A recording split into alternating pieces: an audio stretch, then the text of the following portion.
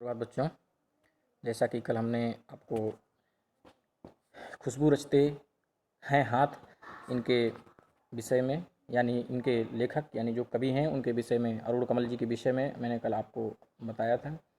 आज हम आप सभी खुशबू रचते हाथ यानी खुशबू रचते हाथ, इन जो हाथ हैं जिनके बारे में कवि ने बताया है, जो पूरे संसार को, पूरे समाज को खुशबू दे रहे हैं, यानी हर प्रकार की सामग्री उपलब्ध कराते हैं, ऐसे हाथों के विषय में हम आज पढ़ेंगे। और जो जो ये हाथ हैं ये क्या करते हैं कि इनको ही समाज में निचले तबके में यानी हे दृष्टि से देखा जाता है, और इनको भी अपने जो इनके अधिकार हैं वो अधिकार इनको प्राप्त नहीं होते हैं। इस तरह से देखा जाए तो समाज में इन्हीं को हे दृष्टि से देखते हैं, और ये ही हमें क्या करते हैं, सारे संपूर्ण खुशियाँ प्रदान करते हैं। तो चलिए देखते हैं। कई गलियों के बीच, कई नालों के पार, कूड़े करकट के ढेरों के बाद, बदबू से फटते जाते इस टोले के अंदर, खुशबू रचते हैं हाथ, खुशबू रचते हैं हाथ। कई गलियों के बीच, गली मतलब सड़क, जो पगडंडियाँ गई हैं, सड़कें गई हैं, उनके गलियों के बीच, कई नालों के पार, नाला यानी ड्रेन, जो नालियाँ गई जिसमें से पानी का निकासी होता है, यानी गंदे पानी भी उसमें से जाता है, गंदगी फैलती है, तो उनके कई नालों के पार, कूड़े करकट के ढेरों के बाद, कूड़े करकट के ढेर यानी जो हमारी गंदी सामग्रियाँ होती हैं, वस्तुएं होती हैं, उनको हम लोग फेंकते जाते हैं, और एक ढेर यानी उनका संग्रह हो जाता है, कलेक्शन हो जाता है एक जगह पर। उनके बाद, उन ढेरों के बाद, बदबू से फटते जाते, बदबू मतलब दुर्गंध,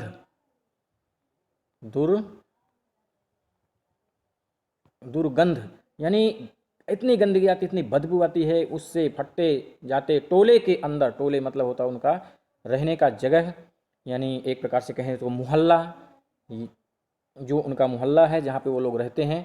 तो ऐसे जगहों पर खुशबू रचते हैं हाथ, यानी जो हाथ खुशबू रचते हैं वो इन जगहों पर रह रहे हैं। कैसे?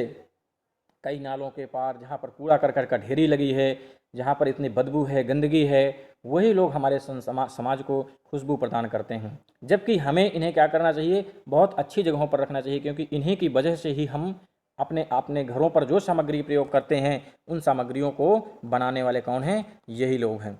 आगे और देखते हैं। उभरी नसों वाले हाथ, उभरी नसों वाले हाथ यानी उनके जो शरीर है वो एकदम दुबला पतला हो गया है, और उनकी नसें, जो शरीर में जो जिसमें से रक्त का प्रवाह होता है, रक्त यानी ब्लड, रक्त का प्रवाह यानी जिसके बीच से रक्त बहता है, वो ऊपर उभर गई हैं, यानी उनके शरीर पे, उनके बॉडी पर मांस दिखाई ही नहीं दे रहा है।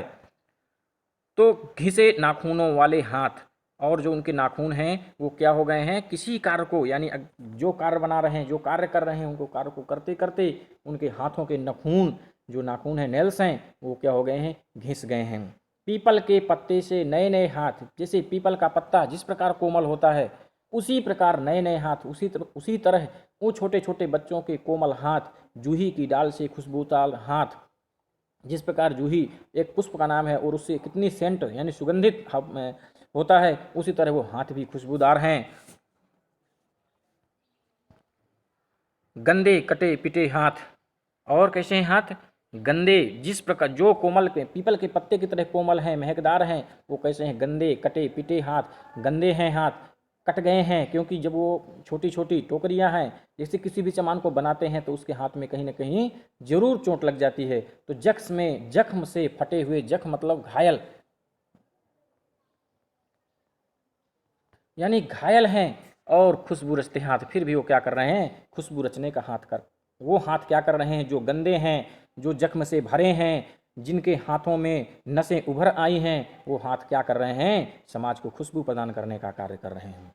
उनके, वो समाज के लिए खुशबू देने का कार्य करते हैं, लेकिन समाज उनको घृणा की दृष्टि से देखती है, उनको अधिकार भी नहीं देती है, सारे अधिकारों का हनन कर रही है। तो इस प्रकार उनके अधिकारों का हनन होता है, उन्हें बस्तियों से दूर, उन्हें मोहल्लों से दूर, कूड़े करकट के ढेरों में रहने के लिए मजबूर किया जाता है। यह इस गली में बनती है मुल्क की मशहूर अगरबत्तियाँ, यहीं यहीं कवि कहना चाहता है कि यहीं यानी जिस गलियों में ये रह रहे हैं, जिस मोहल्ले में रह रहे हैं, जिस बस्तियों में रह रहे हैं, इन बस्तियों पर ही मुल्क मतलब देश, मुल्क मतलब देश, देश की मशहूर, मशहूर मतलब होता है प्रसिद्ध,